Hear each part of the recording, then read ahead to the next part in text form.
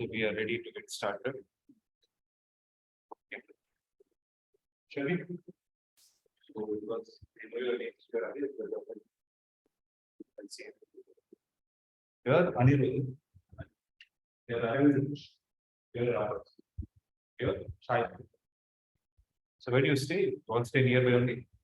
Where do you stay here? So that's good. So your school has started, right? I thought it started on 5th of August. Today is almost 2 weeks. So they will start something. So they have completed the vectors. Vectors also done.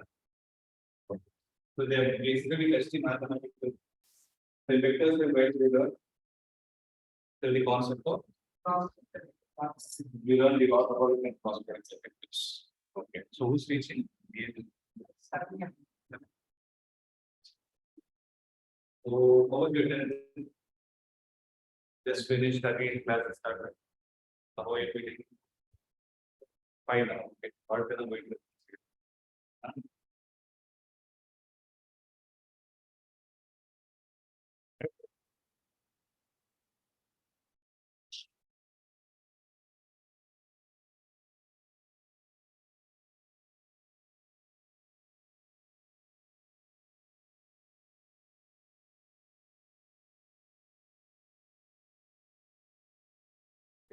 Check.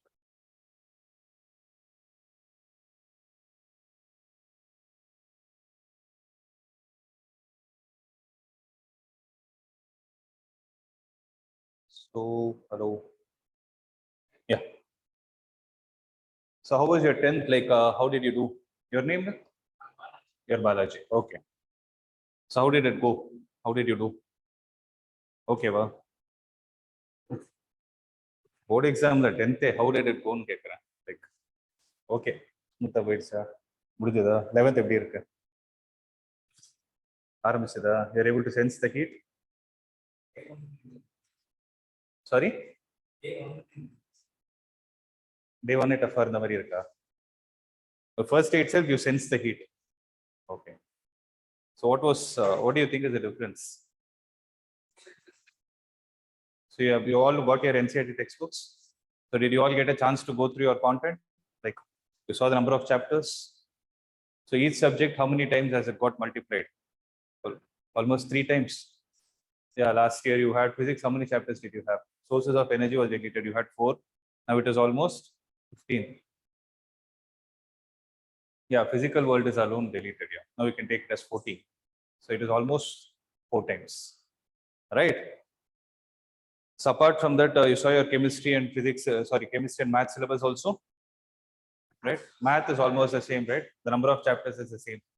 Now they started with set, right? Yeah, that will be easy. So that's an easy chapter. Because it's more of theory. You need to understand the basics of it. And then, you need to take it to the next level. Okay. So, can you just open the book that is being given to you now? Can you just go to the index page of module 1? Yeah, you can have it. So, what is the name of the first chapter that you're able to see? It's physical world, right? So, what do you think that chapter deals with? Everything around it. Basically, we are going to deal about the different branches of physics. You know what are the branches of physics, right? Can you tell me? Like, for example, last year you learned a concept called as light, where you learned about reflection and refraction, which is falling under the branch of physics called as optics. Then what was the other branch you learned? You learned electricity, which falls under the branch of electromagnetism. So then you learned about the magnetic effects of current. That also falls under the branch of electromagnetism. Okay. So like that, this physical world basically gives you the introduction to the different branches that are there in the physics. Okay. What is the next chapter that you're able to see? You need not go there. That chapter is not there in your syllabus. Okay. What is the next chapter you're able to see? You're able to see units and measurements. This is not something that you're learning only for the first time. You already know it, but what they have done is they have structured and given it as a single chapter. So what do you think we deal in that? What do you think we are going to do in units and measurements? Name itself is suggesting. So basically, you take any measurement, right? What is the first thing you need? Suppose you go to a shop, right? I ask you to buy rice and come. Need not be SI unit. I ask you to buy rice and come. What is it? How will you communicate that to the shopkeeper? You would say these X kilogram of rice or X grams of rice, 250 grams of this much. Or you say these many kilogram of this much, right? So use a number and a unit following it. So that is what we basically see there. And moreover, we see how one unit can be related to other in the sense, for example, if I say kilogram, is there a possibility for you to relate it to grams? You already know this, right? 1 kilogram is 1,000 grams or 10 power 3 grams if you speak in terms of exponents, right? Units and measurements, mainly we try to understand how measurements are taken for different physical quantities, right? And how are the units assigned to those physical quantities under different sections, right? Under different formats like SI unit, then you have CGS unit, then you have MKS system, then you have FPS system like this. So everything is simple only. MKS means meter, kilogram, and second. Similarly, FPS stands for foot pound second. Similarly, CGS stands for centimeter gram second. So like this, you have different systems of units about which we'll be learning in detail. Actually, that chapter is also called as units and dimensions. But according to me, that is very important going forward because we will be using that in all the chapters and it will sometimes help you to solve the problems faster. Okay, so that is one thing. Next, what do you have? You have motion in one dimension, then you have motion in two dimension, then you have laws of motion, then work, energy, and power, system of particles, then system of particles and rotation motion, right? That's the last chapter in this volume, right? Then you have something called as gravitation also. Now, when you look at all these things, do you have any nostalgic feelings? You have already seen all these things. So basically, your 11th is an extension of 9th standard. The only difference is going to be you will be trying to learn more of mathematics to apply it in physics. Right. In the sense, we need a lot of mathematics for us to apply to derive those equations. For example, you see last year's concepts itself. If I ask you, what is length formula? You will immediately tell me, what is it? 1 by V minus 1 by U is 1 by F. What is mirror formula? 1 by V plus 1 by U is 1 by F. If I put a question, how did you get it? That's where we get stuck, right? I'm not sure if you might have learned it, but generally it's not a part of the syllabus. If your teacher has taught it, it's fine. But if not, how many of you know? You know it? How did you get it? That you don't know, right? That's what I'm asking. So what we will do now is, like for whatever mathematical expression, I'll not call it as a formula. Whatever mathematical expression you have, we'll see the mathematical reason behind. Means whatever formula is there, we will try to derive it and understand from the basics. That is what we need to do. For that, if you see, I've been stressing on one point again and again. You need to be good with your mathematics part. Right? So that is the reason why, if you see there, nowhere there is a concept called as mathematical physics. Like you saw the index, throughout the first volume, you don't have mathematical physics. But it is important for us to understand, for us to derive or solve many such problems in your physics. So the first thing is we need to address that problem of understanding what is mathematical physics, and then we'll go into the next set of basics. See, generally, always I start with units and measurements, right?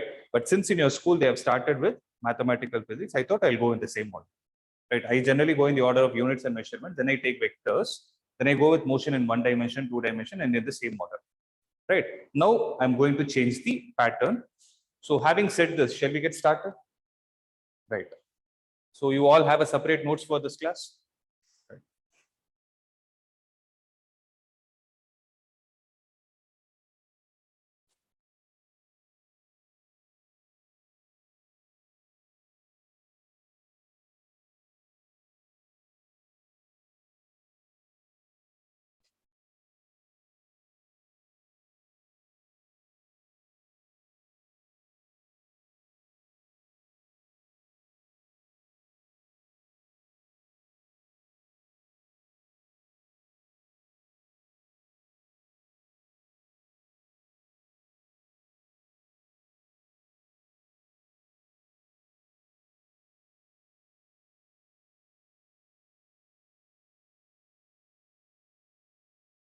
Just a minute.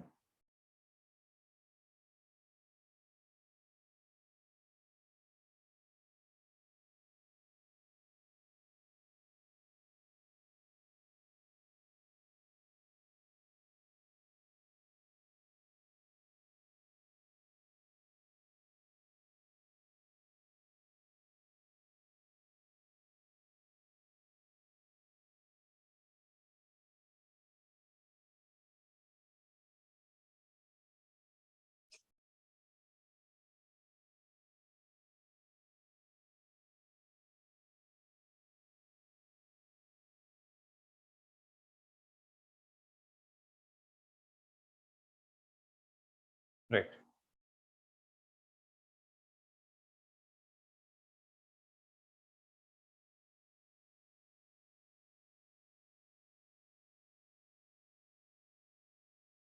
Yes. So as the name of the chapter goes, it's called as mathematical physics, right? Why do we call it as mathematical physics? Is because these are the mathematical concepts we are going to use in most of the physics concepts. That's it, as simple as that, right? So this is the name of the chapter, right?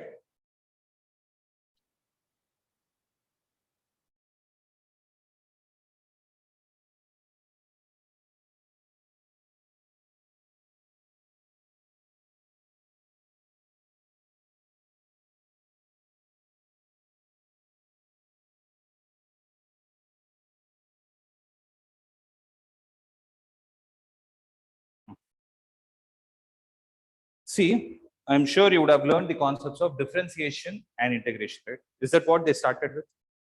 Right. First, differentiation means this thing. These are the formulae. This is what you need to do, right? But that's not how you learn it. Okay. So before you learn the concept of differentiation, see, going forward, whatever you learn, right? I'll give you the reason behind why you're learning and how you're supposed to learn. Okay. So if you see, the first concept that we need to learn before differentiation is called as slope of a line. Okay. It's called as slope, right? So let's take this remote for instance. Okay, and let me take my hand as a flat surface. So if I keep the remote on top of this, right, how is it appealing with respect to your eyes? Is it not horizontal? Is it not exactly horizontal? So if I take the same remote, instead of inclining both, if I keep my hand like this and I incline this remote with respect to my hand, can you say that this remote is making some angle with respect to my hand? You're able to see an angle here, right? So meaning of it is, if I take this key, for instance, I keep on top of it, I keep on the top of the horizontal surface, it is going to rest. Whereas if I try to bend it like this, what is happening? It is sliding, right? Because what was happening in the first scenario? It was flat. Whereas in the second scenario, it is inclined, right? The best example for this is when you go for the shopping malls or something, right? You would have seen the parking lots are always kept at the bottom. So you either go down the slope or you come up the slope, right? So to visualize it, basically slope means if there is an inclination of a surface with respect to a horizontal. Can I say that? Are you able to visualize what I'm saying?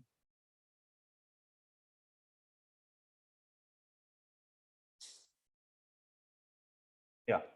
So if I take this to be the horizontal surface, and if there is an inclination of the surface with respect to the horizontal, let me call this as theta, then I can say that this line is at a particular slope.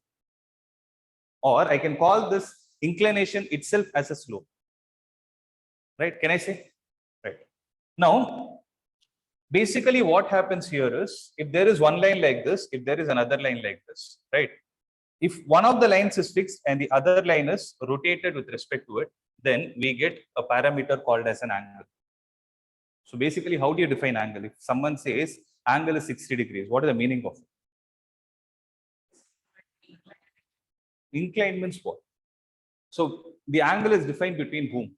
Angle is basically defined between two lines.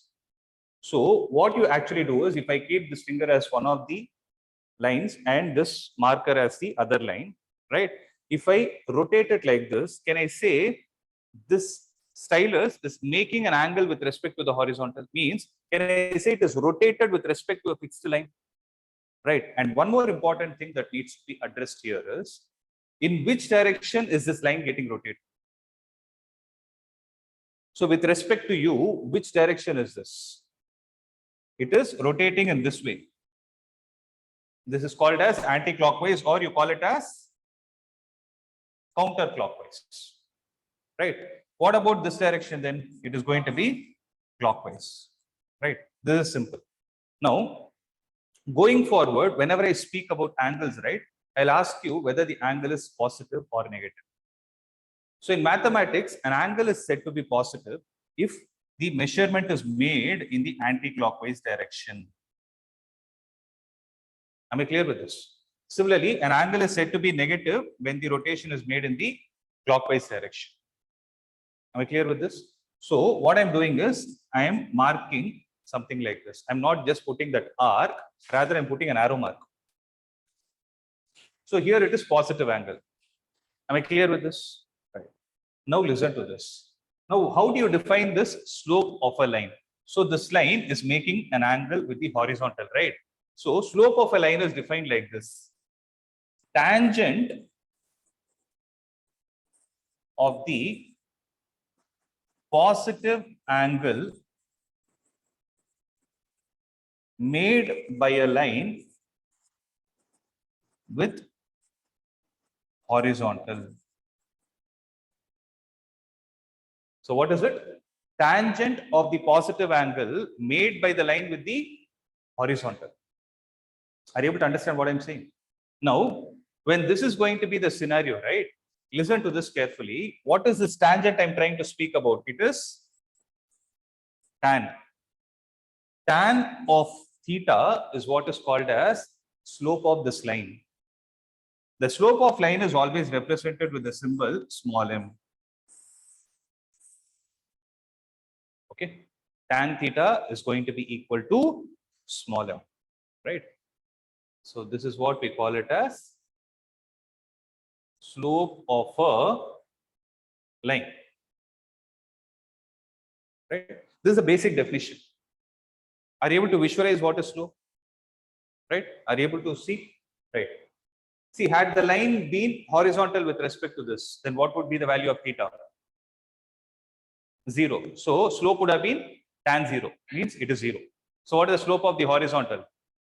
Slope of the horizontal is 0. Had this line been exactly perpendicular to the horizontal, then what would be the tan 90 is what? Undefined. So slope of y-axis, slope of something which is vertical is not defined. Because it comes out to be tan 90, no?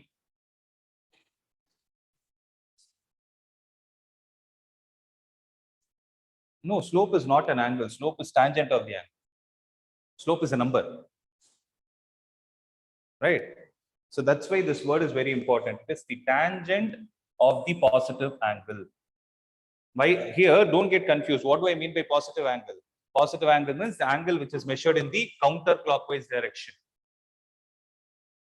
Am I clear with this? So this is an important point to be noted. Right? So having said this, I am going to extend this concept to a coordinate geometry. That is, if I take the basic coordinate system like this, x-axis, y-axis, x dash and y dash.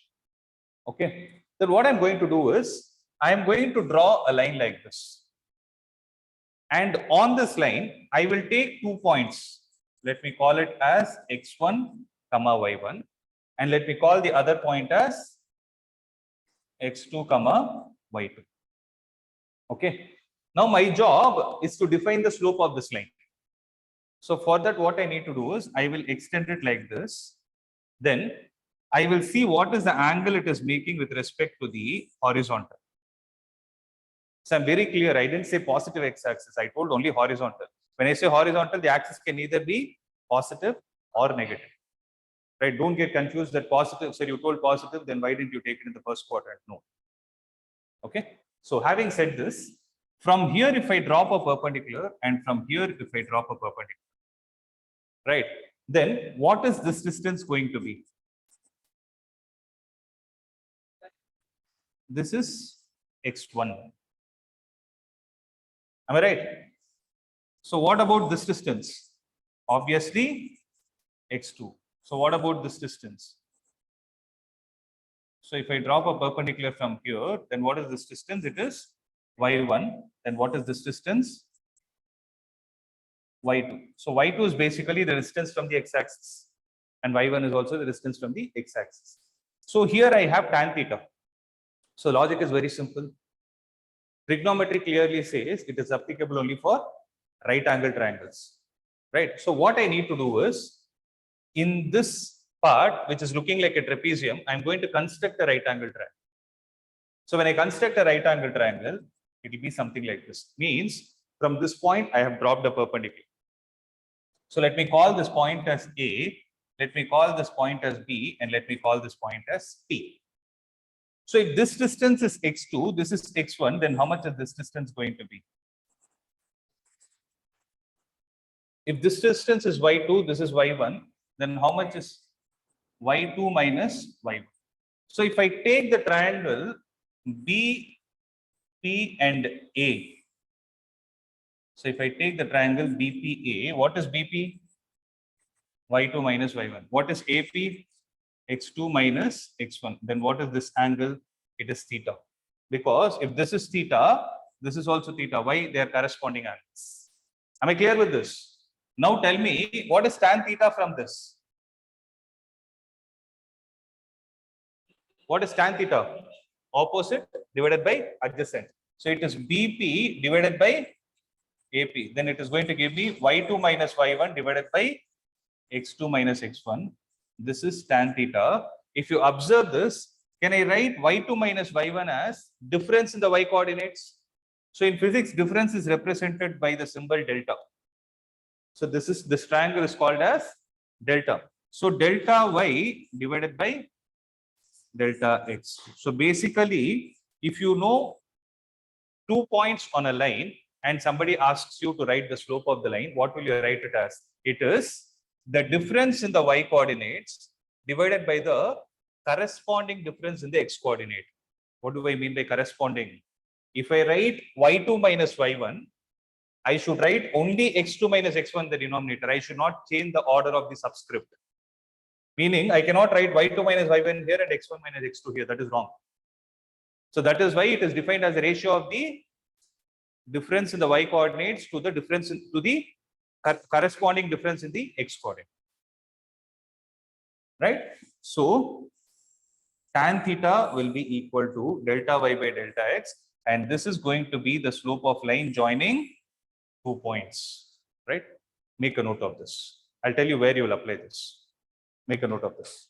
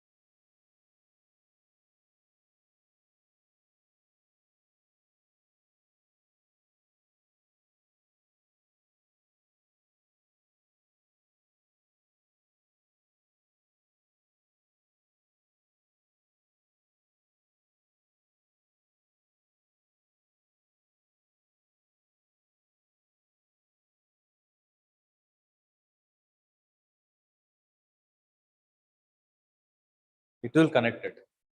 But good that you observed it. I wanted to ask that question. You would have learned differentiation as dy by dx. No? I'll tell you what is. That is the reason why I started with this.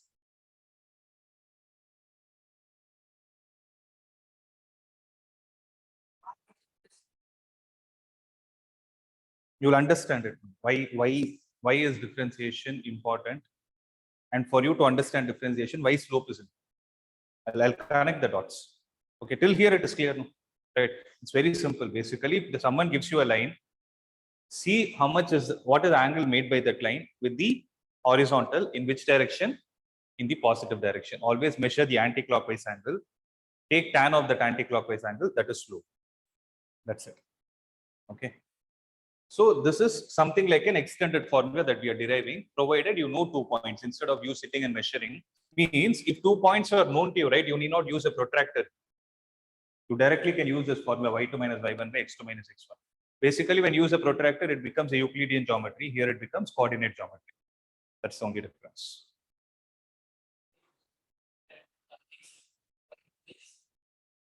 It's this point. It's point B. Yeah, point B.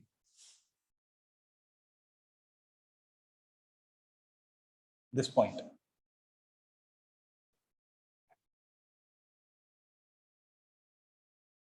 Right.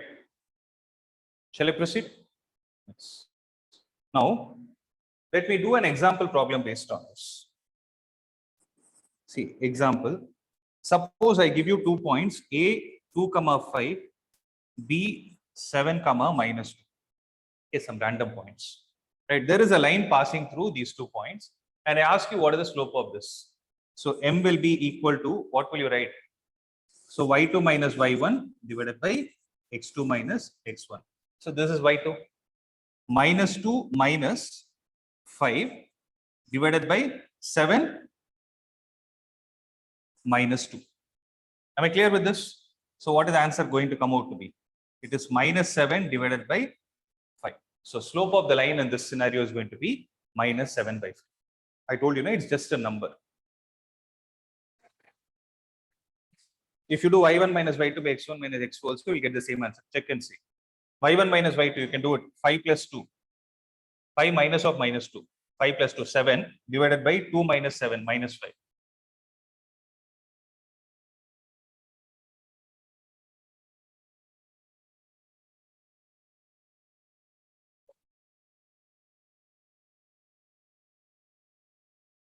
Shall I proceed?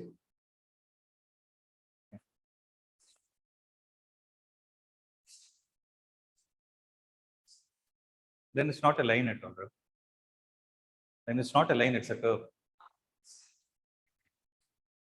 I'll tell you. That is where differentiation is.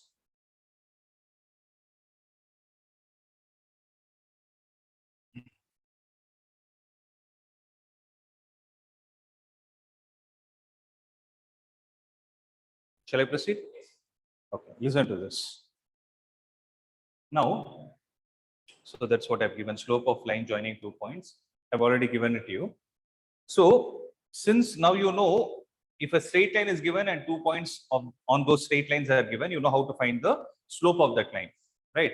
Now the next point that we are supposed to know before knowing differentiation is, not all the shapes in this world is only going to be a straight line, right? See, what if you have a shape like this?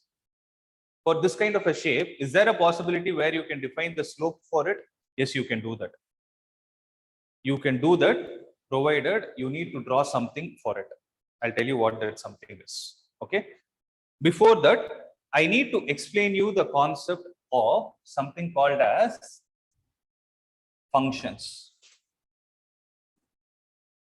So I'm going to explain you what is a concept called as function. I'll simplify it as much as possible. Okay. I'm not going to give you more technical definitions or anything. I'll just give a simpler definition.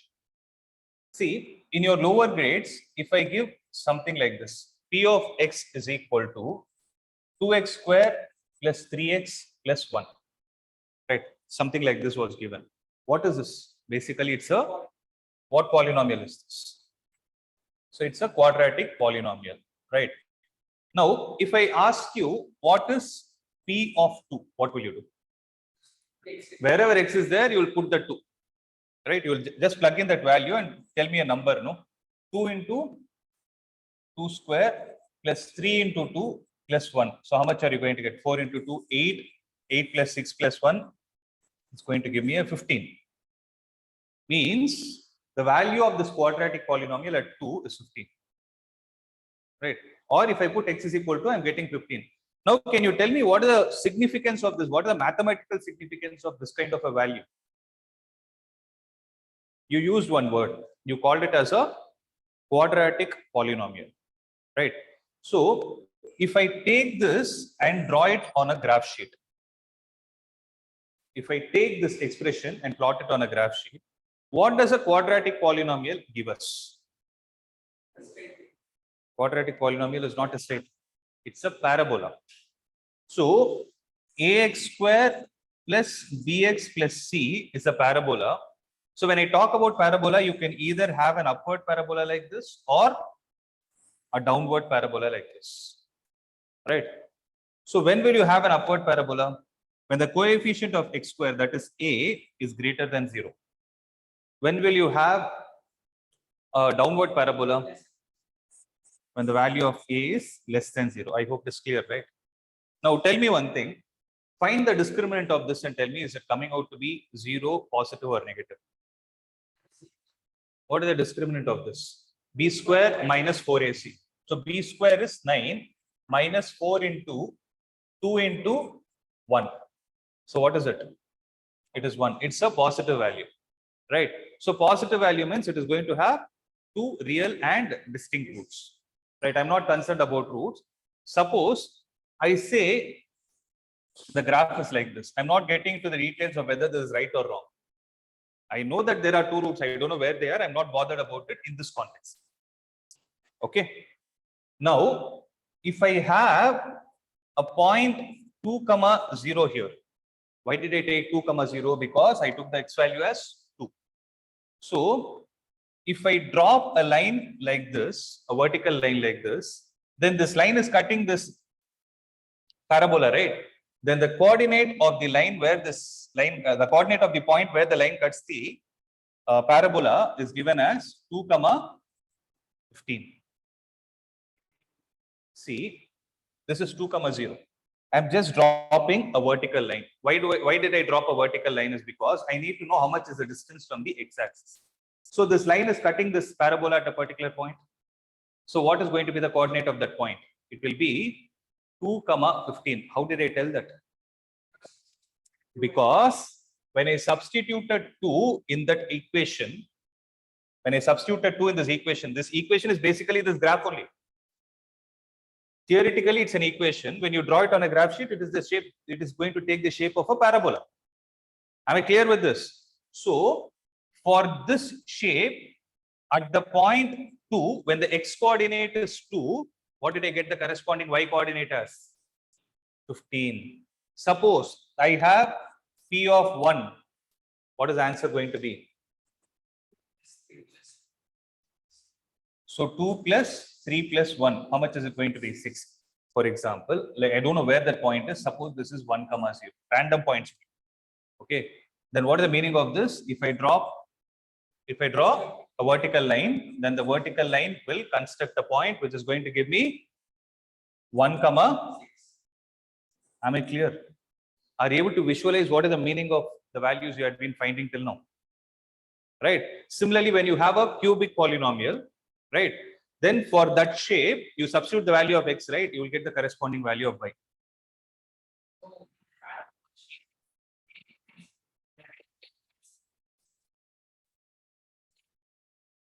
Which one? Endpoint means this one. This one. Okay.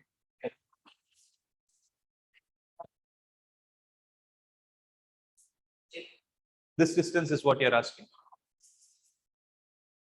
Okay, this one.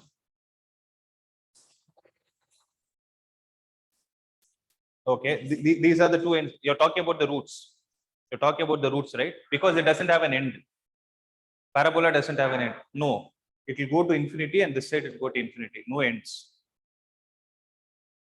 Is that what your question is? Okay, it's not between the two ends. I thought ends means you're talking about roots. No. This one goes to infinity. This one also goes to infinity. Means you can never find the end point on the graph sheet.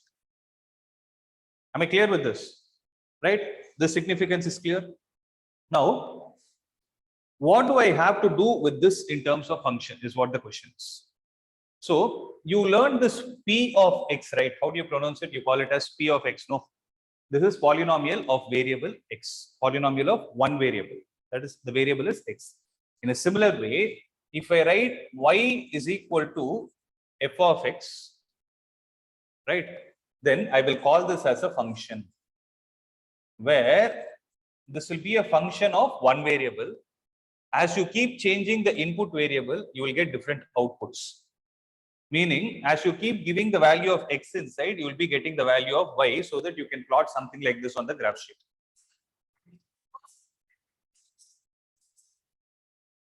Many number of times. To appear? No, because see, the left side, right, what will be the least value that you can substitute on the real number? Minus infinity. So when you substitute minus infinity, right, the value will go to plus infinity. Because minus infinity the whole square. Minus infinity means I'm talking about a very big number. The square of that is going to be even more big.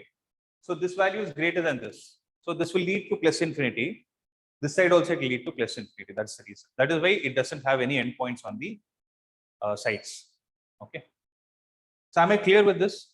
Now, see, I've just given you the basic definition of what is function. I didn't even give you the definition. I told you what is a function. Basically, you write it as y is equal to f of x, where y is called as the dependent variable, x is called as the independent variable. Why do we call it as independent? Is because we are free to substitute the value of x.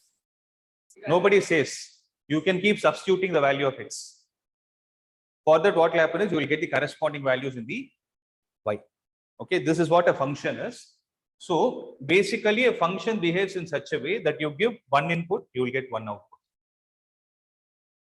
You're able to understand? So input is given as x, output is taken as y. So depending on what kind of function you're defining, you will be giving a prefix to it. For example, this in your 9th grade, you would have learned it as polynomial. But in your 11th grade, you will learn the same thing as a polynomial function.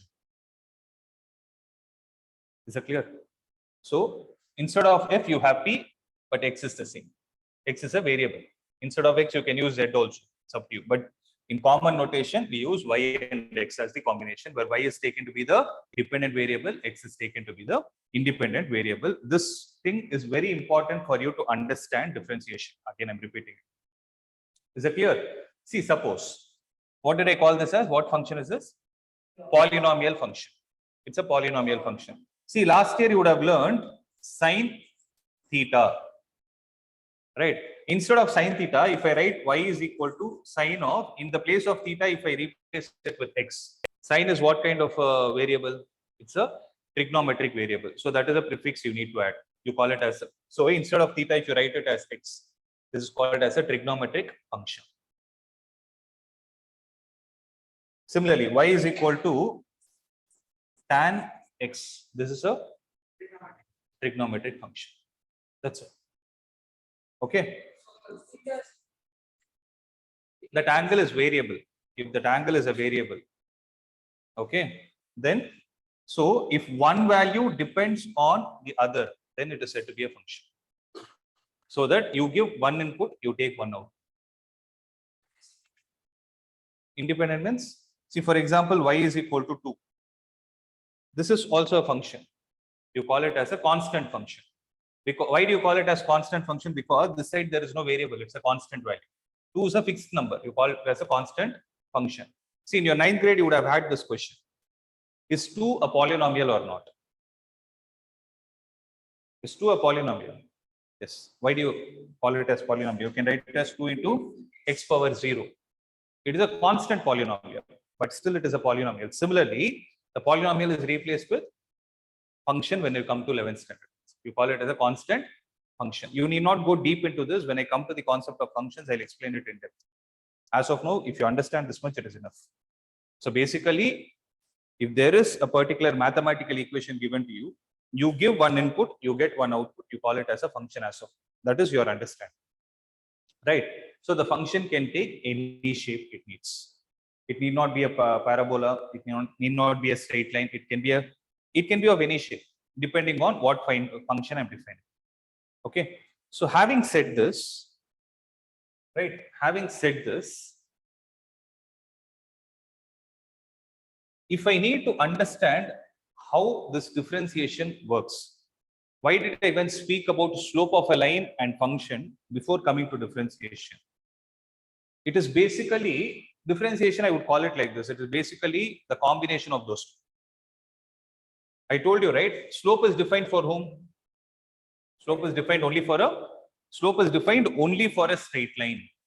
But if at all you have a curve like this, if somebody asks you to define the slope of it, then you need to draw a tangent at that point.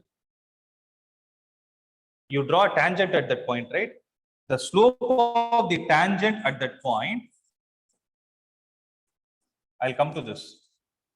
Slope of the tangent at the point is what is called as dy by dx. Means delta is replaced with d.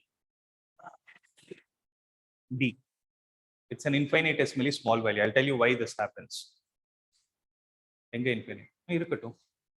So that is why when you talk about a curve, slope is defined at a point. So dy by dx means slope of the tangent. What did I mention? Slope of the tangent at the point. I didn't say slope of the tangent and leave it. Okay, but you need to understand why this is happening. Listen to this carefully. If suppose I have a shape like this. Suppose I have a shape like this, which is x and y, right? If I draw a line like this, it is a line, it is not a chord. It's not a line segment. So if I draw a line like this, if I take this point to be A and this point to be B, right? Then what is the name given to this line? Any idea? What is the name of a line which cuts the curve at more than one point? Sorry? It's called secant. It's called as a secant. So when will a secant become a chord? When it becomes a line segment. Are you able to understand? So line which cuts the curve at more than one point is called as a secant, right? Now, if I keep this point fixed, right, what I'm going to do is I will draw another line in this way. Let me call this as B dash. Now, what has happened?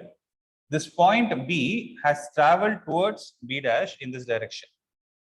Are you able to see that the distance between them has decreased?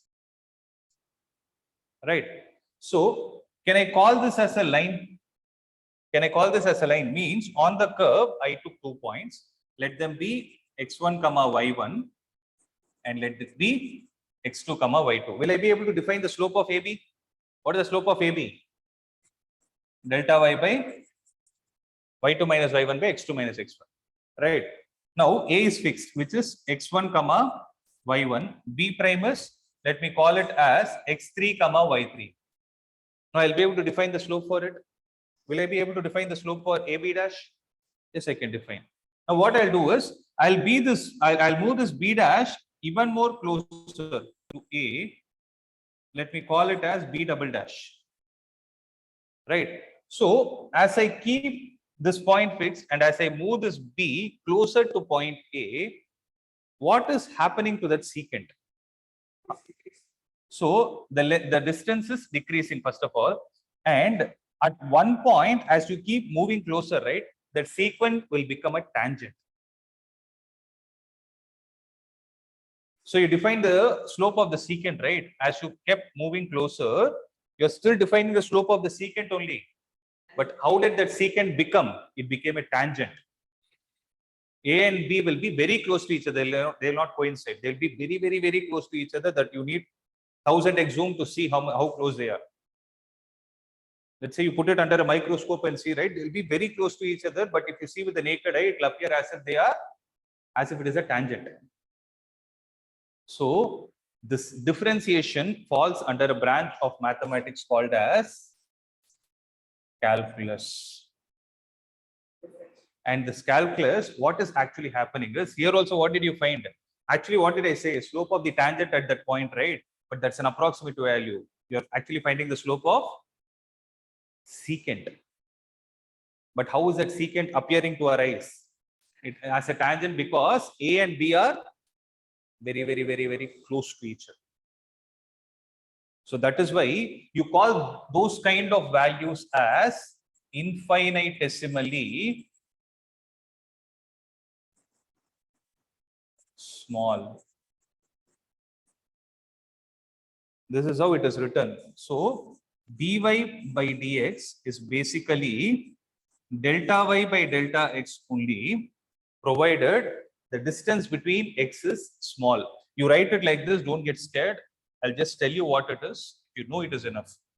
So it is called as limit delta x tends to 0. You read it as limit delta x tends to 0. Delta y by delta x is what is called as dy by dx. So to put it very simple, differentiation and slope, they both are seen. Right? But when will you differentiate? I'll come to that. But when will you differentiate?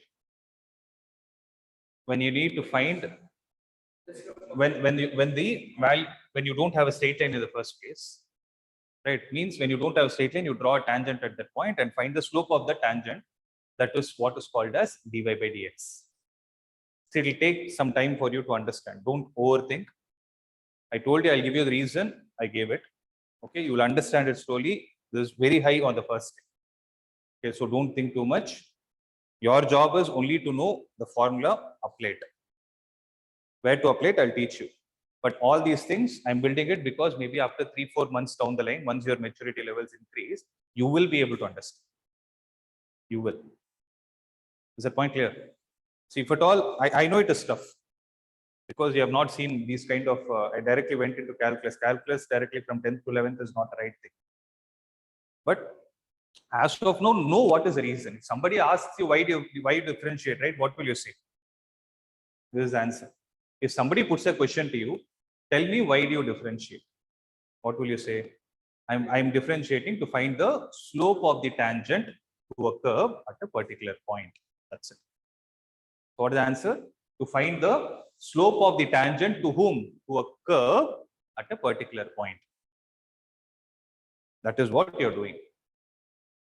Okay, if I directly tell you what is slope, you would have not understood. That is why I had to come from the basics.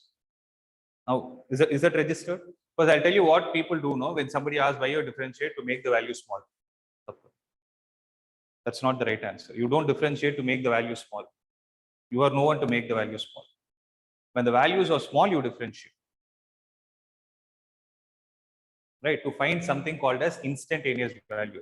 So first learn this. I'll give you the set of formulae. I'll relate it to physics, then you will understand. So by the end of the session, I promise you will understand why you're doing it. Okay. Please make a note of this. Limit delta x tends to 0, delta y by delta. Delta x tends to 0. Tends to 0, na, meaning I told you, A and B are not the same points. A and B will be so close to each other that they appear to us like they are the same points. They are not. Calculus is approximation. Calculus is not exact value. It is an approximate value, meaning, yes. So that is why it is not equal to, it is tending to 0. Meaning this will be 0 point, let's say some 100 zeros and a 1. It is that small.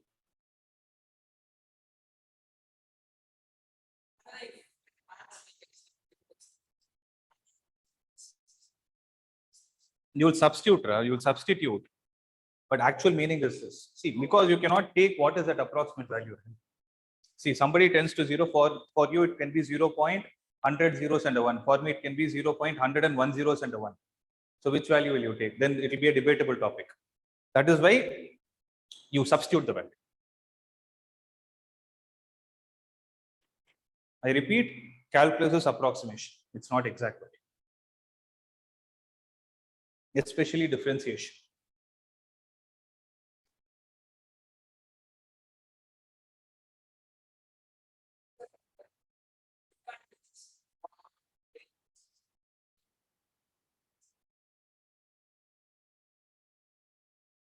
That's not how the story starts, right? That's not how the discovery went. See, the concept is somebody started with a secant. They raised a question, same question which you asked, when slope is defined only for a straight line, then what about curves? Can we not define the straight line as slope at all? Is what they thought of. Then what they did is they kept one of the points fixed. They started moving the other point along the curve, so that the distance between the points slowly started decreasing. And at one point, it became in such a way that the distance between them is so small that the secant itself will appear like a. You need not do this at all. You will not do this. You know the formula, you'll apply it. That's it. But I'm saying how that formula has come because of that. I'm explaining what is the significance of. Because I don't want you to be like the other guy saying the differentiation make the value small. It's an insult to me. Somebody asks you, say you're finding the slope of a tangent to a curve at a particular.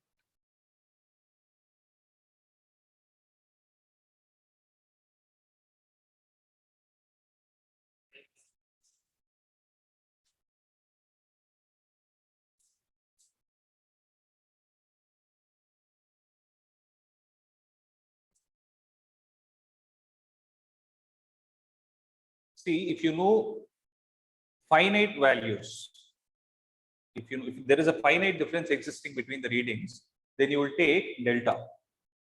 If the value is small, then you will take differentiation. I told you, by the end of the session, you will get the answer to everything. Because delta and d appear to be same, but there is a slight difference. I'll come to that.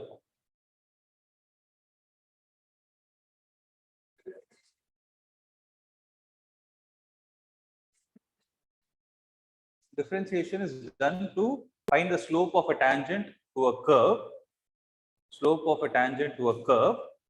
at a particular point.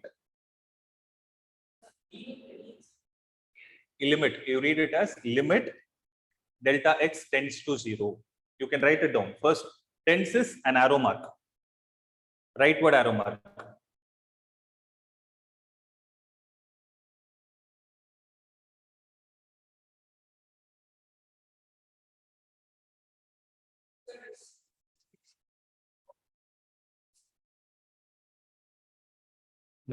Limit is the one which leads to differentiation. Now I can't explain limits. Function a heavy topic. Limits okay, as of now, just know that something like this exists. Okay, I'll give you the set of formulae, use it, then we'll connect it to physics and understand when to use differentiation, when to use, so that your third chapter becomes easy. So all these things will start with your third chapter.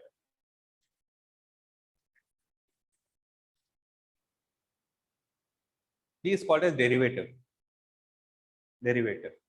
You read it as derivative of y with respect to x. You read it as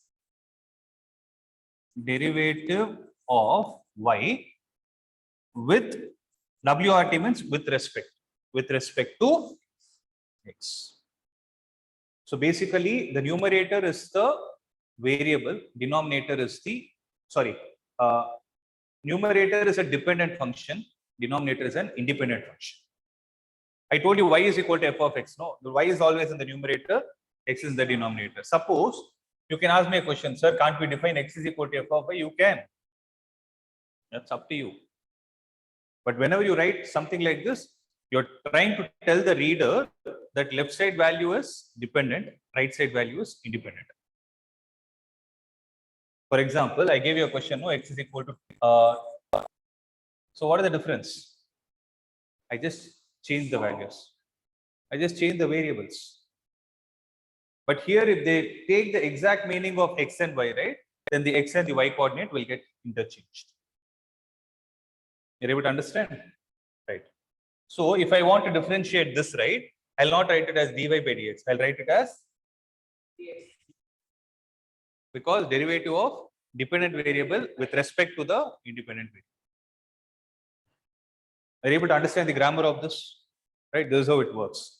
Now, based on the different kinds of functions that we have, right? Based on the functions that we have, there are some values which are actually derived. As of now, we need not know. Whatever is needed for physics alone, I'll tell. Okay. So here I'll write it like this: function, which is f of x, or I'll call it as y also. Y or f of x being the same. And here the output of differentiation is called as derivative. Okay. Suppose I have a function like this, x power n. The derivative of this function is given as n into x power n minus 1. Okay. I told you, don't ask me the reason. Now I can't tell also. You need to know binomial theorem and all those things for you to derive. As of now, don't worry also. It's not a part of your headache. So x power n is nx power n minus 1. Suppose I have a constant. Derivative of a constant is always 0. But derivative of constant multiplied with x power n is not 0. Meaning, see, for example, if I have a constant multiplied with x power n, so d by dx of c into x power n, you cannot write it as 0. What you actually do is, whenever it's a multiplication factor, you take the c outside, you take the constant outside, and you'll write it as d by dx of x power n. So answer will be c into, use this expression, n into x power n minus 1. It's a multiplication factor, coefficient. So it's constant multiplied with. Okay. As of now, I'll use an into mark, but going forward, I'll not use it. Into, basically, we use it only for cross products. Right. So here, whenever you have a bracket, into a bracket, it is like one value multiplied with the other. So the answer here is going to be constant multiplied with nx power n minus 1. Am I clear with this? Right? Then derivative of sin x is cos x, and derivative of cos x is minus sin x. Am I clear with this? Right. As of now, make a note of these values.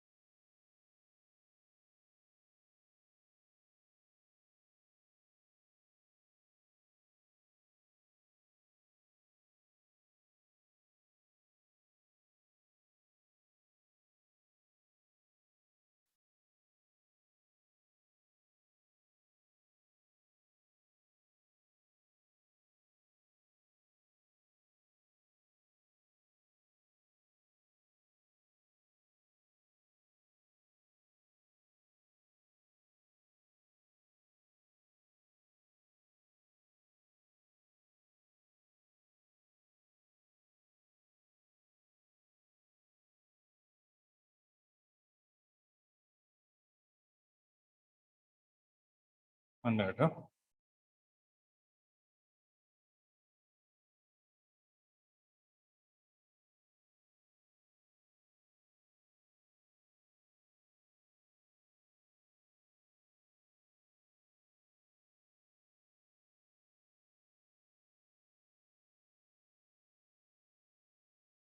Right.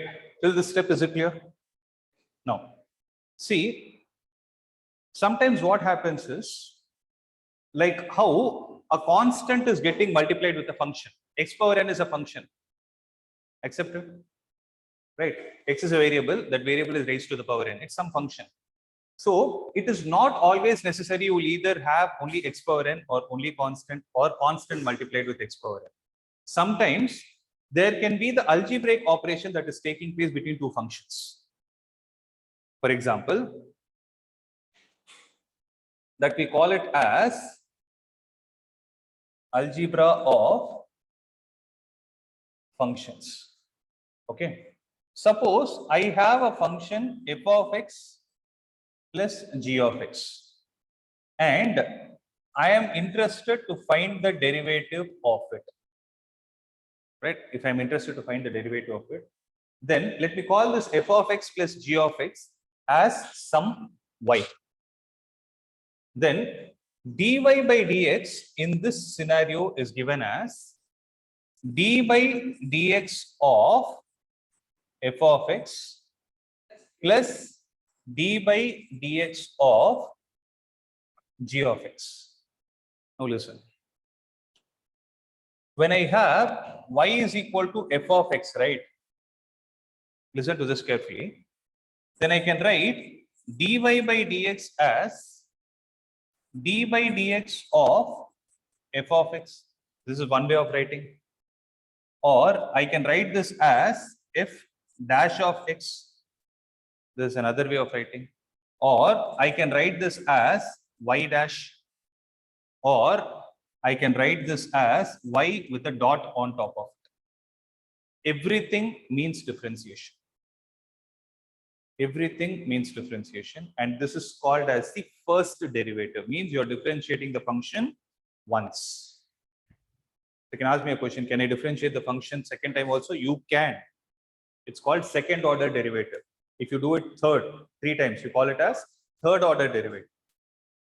Okay, just to extend this concept, if at all you differentiate the function twice, then you will have something like this: d square y by dx square, which is also written as d by dx of f of x, or this can also be written as f double dash of x. 2 dash on top of f represents you differentiate it twice, or it can also be written as y double dash, or it can also be written as y with 2 dots on top of it. Similarly, 3. It keeps going like this. We generally don't use this. If it is d cube by dx cube, then you'll write as f triple dash of x, y triple dash, y with 3 dots on top of it. Okay, this is just a notation. Just a notation. Okay. So having said this, what I'll do is going forward, I'll be using the dash notation. So I will write this as f dash of x plus g dash of x. I hope you are able to understand this. Now, it is not necessary that you always add the functions. You can subtract them also. Okay. But before that, let me take an example. For example, if I have y is equal to x square plus sine x. You know the derivative of x square? You know the derivative of sine x. So dy by dx is y dash is equal to, what is the derivative of x square? How did we get the 2x? Because for x power n, it is n into x power n minus 1. N is how much? 2. X power n minus 1. 2 minus 1 is 1. So basically, you put that number here and decrease the power by 1. For example, I'll tell you a shorter way. Suppose it is x power 4. Put the number there, write x and decrease the power by 1. So 4x cube. It is going to be 2x plus. What is the derivative of sine x? So that's it. This is all you need to do. Am I clear with this? Similarly, y is equal to f of x plus g of x is there, no? You can also have, this is the first one. You can also have y is equal to f of x minus g of x. Right? Then what will y dash be equal to? F dash of x minus g dash of x. Means if I take the same functions with a negative sign, so y is equal to, if I have x square minus sine x, then what is y dash going to be? That's it. Simple, no? Right? These two aren't they simple? Right? So make a note of this.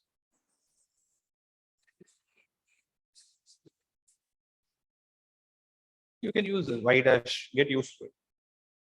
See, if your teacher is particular that you need to use dy by dx, use it. But in our class, we'll use y dash.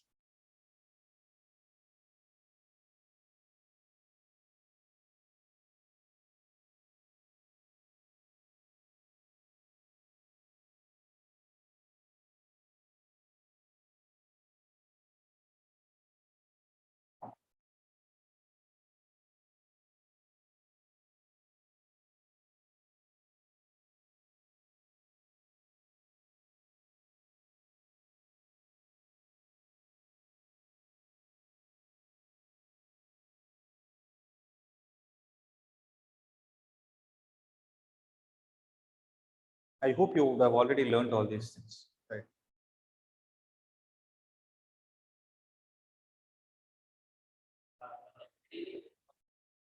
This one.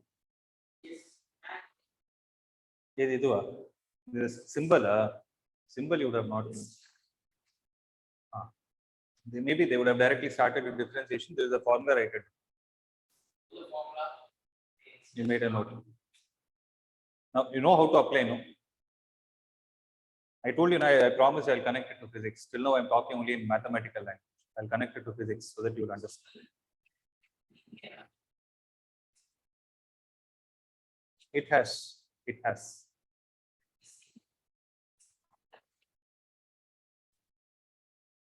It's just a tool. I'm only teaching how to use the tool called as differentiation. In physics, what will happen is x will be replaced with t. Because in physics, time is the independent variable. Exactly. Exactly.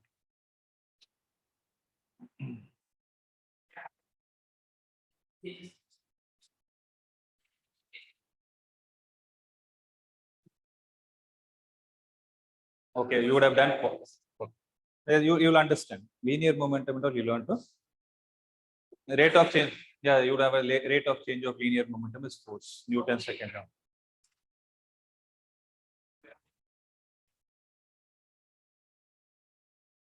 Yeah, I'll teach you those. Shall I proceed? So, the next algebra of functions is, and the derivative here, I can have the product of two functions, f of x into g of x. If I call this as y, then y dash is written as, see, generally you write it like this. Listen to this. This is first function, second function. Okay, this is what we do in our mind. There are multiple ways in which it is given in books. Some books will give you as u into v. Okay, so basically what happens is first function into derivative of second function plus second function into derivative of first function. You follow a pattern. So what you do is basically it is u into v dash, u into derivative of v plus v into derivative of u. So instead of u and v, I used f of x and g of x. Am I clear with this? Right? Okay. So if I take an example, for example, y is equal to, if I take x square sin x, I'm using the same combination of functions, x square sin x. So this is first, this is second, or if you have learned it as u and v, you can take this also, right? So y dash will be first function into derivative of second function. What is the derivative of sin x? Cos x plus second function into derivative of first function. Done. This answer. Okay. And this kind of a rule is called as, you call it as product rule. So when will you apply product rule? When you have product of two functions. When one function is multiplied with another, we use the concept of product rule, right? And let me explain the last one, then you can make a note of it. And the last operation that you have is y is equal to f of x divided by g of x. You call it as quotient rule. Then what will y dash be? G of x into derivative of numerator. So basically, denominator into derivative of numerator, you have to follow an order. Minus numerator into derivative of denominator, the whole divided by g of x, the whole square. Okay. So whenever you're doing this y is equal to f of x by g of x, right, you need to mention a condition saying that g of x is not equal to 0. It's something like rational numbers only. This is called as a rational function. It's called as rational function. Basically, it will be a rational function. Sorry, my mistake. So you can call this as a rational function if the numerator and denominator are polynomial functions. The numerator and denominator both are polynomial functions, then you call it as a rational function. Whereas what is rational number? Integer by integer, where both the integers are co-primes. Denominator should not be equal to 0. Similarly, here the denominator function should not generate a 0. Okay, for that you need to know the concept of domain, which you learn in relations and functions in your mathematics. As of now, you have this in your mind. So if I take an example, y is equal to x square divided by sin x. Okay, what is y dash? Y dash is sin x into derivative of x square, which is going to be 2x minus x square into derivative of sin x, which is going to be cos x, the whole divided by sin x the whole square. Sin x the whole square is sin square x, not sin x square. You should not square the angle, you should square the function. Okay, so this will be 2x into sin x minus x square into cos x, the whole divided by, call it as sin square x, which is going to be y. Sorry, y dash. I hope it is clear. So what do you call this as? You call this as a quotient rule. So basically you have two rules. What are they? Product rule and the quotient, right? So you can make a note of this.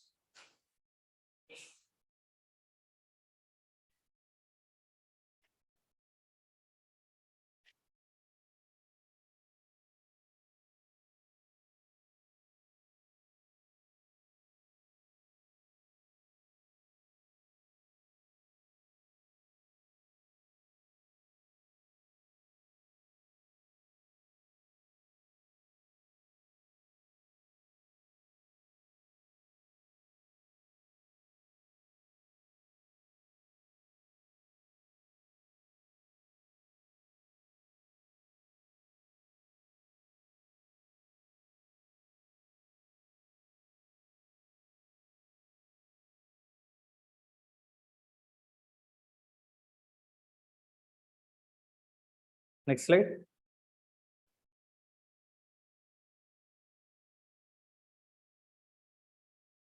Yeah.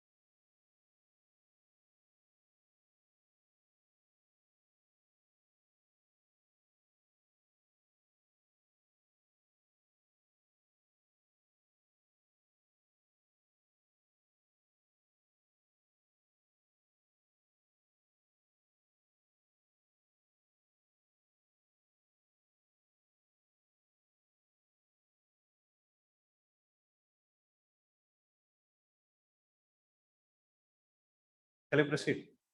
Okay. See, there is another rule called as chain rule, which looks similar to product rule, but it's not. So product rule is defined when function is multiplied with another function. Whereas chain rule is used when a function is used within another function. Are you able to understand the difference between both? So here, f of x is a function, g of x is a function, f of x into g of x is the product of two functions.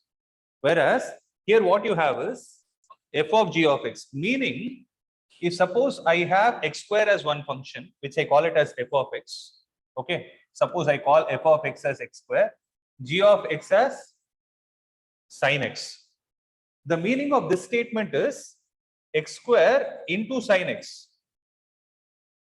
Whereas the meaning of this statement is f of g of x is there, no. So wherever x is there in f, I need to replace it with g of x. So f of g of x here means in the place of x, I'll replace with g of x. So it is sin x the whole square, it is sin square x. Am I clear?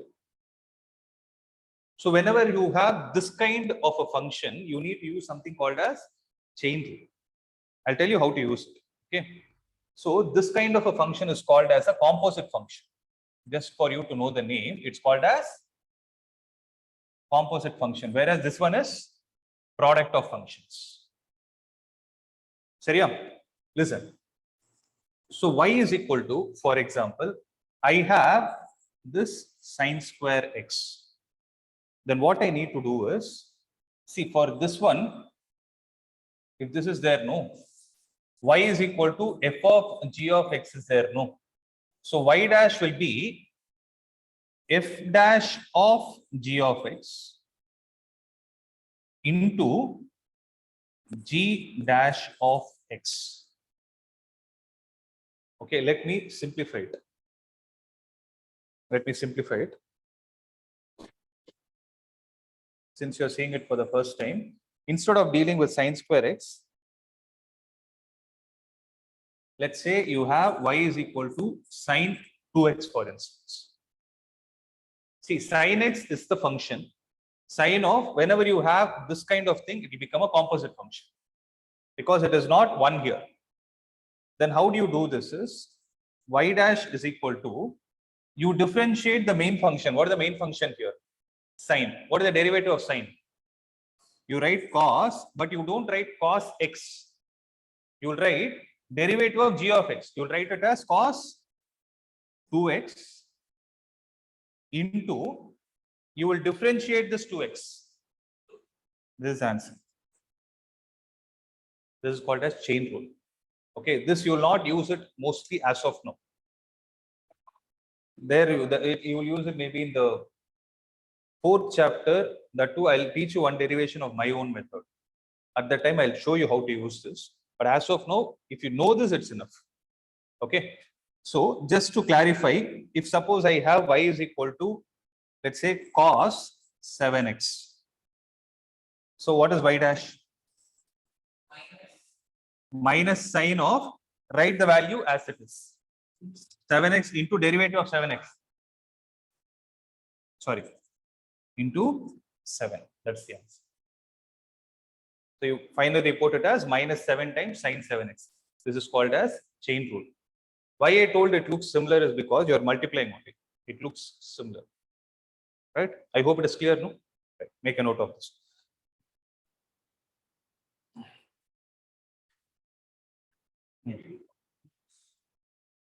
For which one? This one. You cannot do no because it is not cos x into 7x.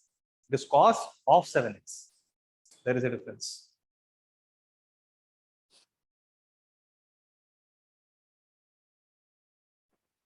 About the composite function, you will learn next year in your 12th grade. Okay.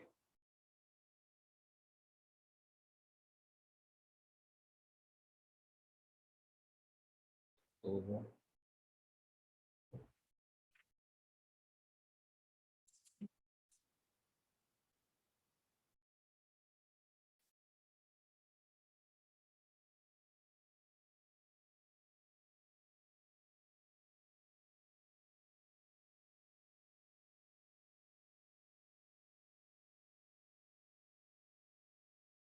that depends on what kind of function is there.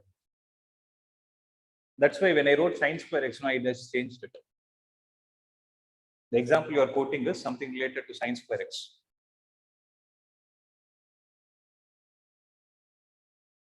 Okay. That's why, see, I don't want to stress much on this one. Once you understand the basics, right, I'll teach you how to do it. Maybe 5 to 10 examples, you yourself will solve it. Not a big deal. You need not wait till 12th. Okay, but one thing is, let's first understand the basics, because I know too much of information has gone today. You need to work on those things, right? But I promise you that I'll make you understand why we are studying this with the help of physics, right? See, in your lower grades, you would have seen this equation V is equal to U plus AT. What is this? It is basically one of the equations of motion, right? This is one of the equations of motion. Under what concept? When an object is moving under constant acceleration. When an object is moving under constant acceleration. Am I right? Now see, what is the basic definition of acceleration? Just to recollect, what is the basic definition of acceleration? It is called as rate of change of velocity. This you know already. So A is equal to, how can I write it? Rate means something changing with respect to time. So with respect to means that should be the denominator. So you put delta t. And what is changing with respect to time? Velocity. So change is always represented with delta. So delta v divided by delta t is acceleration. Okay. Then, is there a way I can write the acceleration as dv by dt according to differentiation? Can I do it? Can I write it? Yes. But the question is, when should I write this? When should I write this? So you need to have that clarity. So if you see A is equal to delta V by delta T, no, this is written for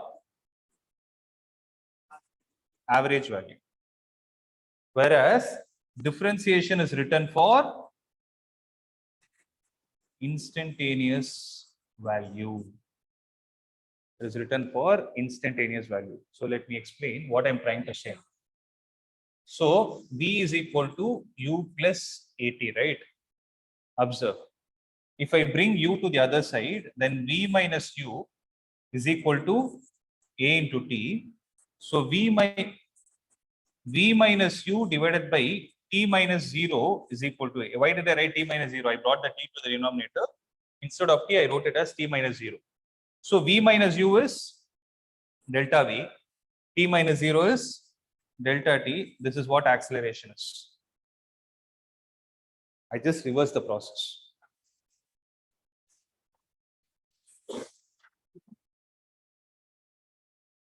Because I wrote only T in the denominator. So if I need difference, I need a value. I have to write something minus something. That the other something is 0. So I wrote it as delta V by delta T as acceleration. As of now, I hope this is clear. But the same thing, V is equal to U plus AT. Instead of dy by dx, in the place of y you have V, in the place of x you have T.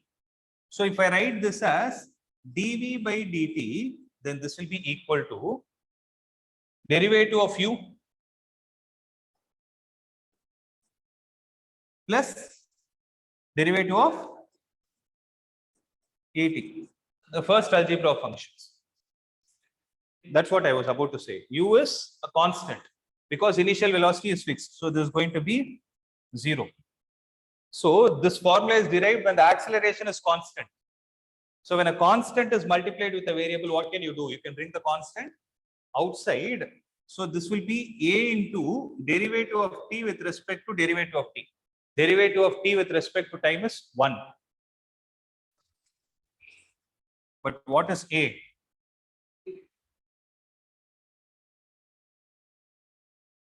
You're able to understand. So in this case, you found the instantaneous value. So when you differentiate something, right? When you differentiate a value, whether it is physics or mathematics, you are finding the instantaneous value. So the preposition used is very simple. So what they say is, I told you, no, differentiation is done to find slope of tangent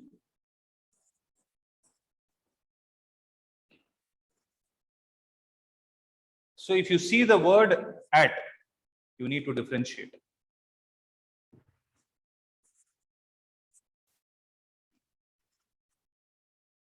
Slope of line between 2 points.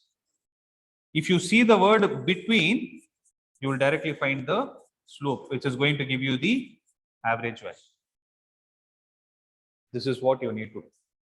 So now you understood when to use slope formula and when to use differentiation formula, right? When will you use? Wherever you are asked to calculate average value, you will use slope. Average means you will know some finite amount of differences. Whereas at some places, whenever you are asked to find the instantaneous values, you differentiate. Here, so but both they are going to give you the slope only, but they have a different context. Is the point clear? So you can make a note of this.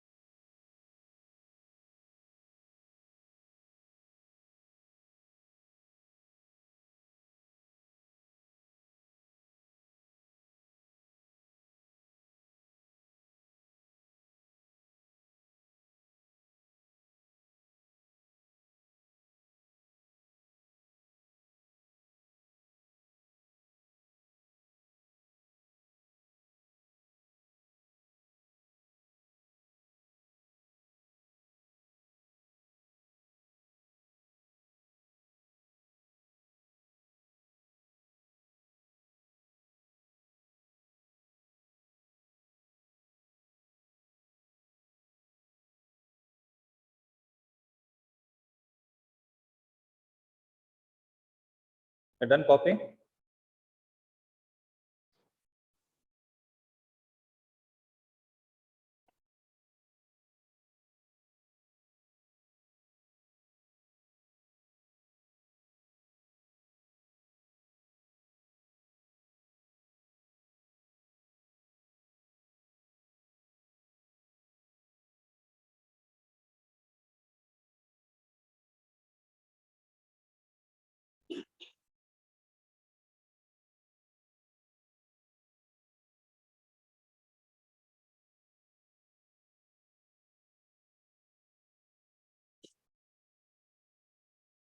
Okay. So this is all about slope and differentiation. Integration is called as antiderivative. It is exactly the opposite of differentiation. Right?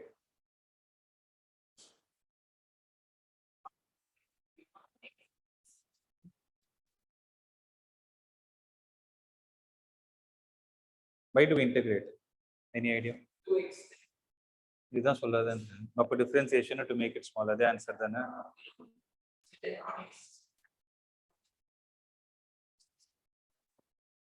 You add them. Integration means what? Integrate is adding. You basically find the area of something. In integration itself, there are two types. One is called definite and second is called indefinite. Did you learn something with limits or without limits? How did you learn? With limits or both? No. So something you do with limits. Indefinite means you will add a constant. So when you do definite, right, you're actually finding the area of the curve.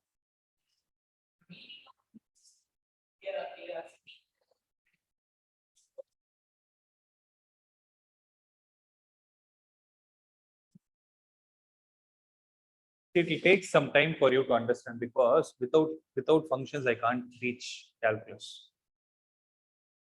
So you need some time to understand how those limits work, because you need to see the graph, only then you will understand.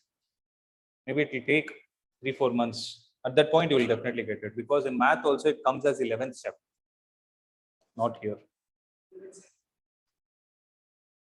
So it comes as that chapter, so it takes some time for you.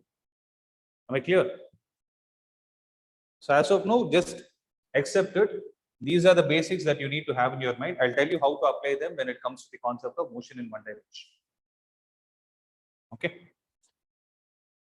So yes. So for today, we'll stop with the concept of slope and differentiation. Right. You can take 5 minutes break. You just go for a walk and come.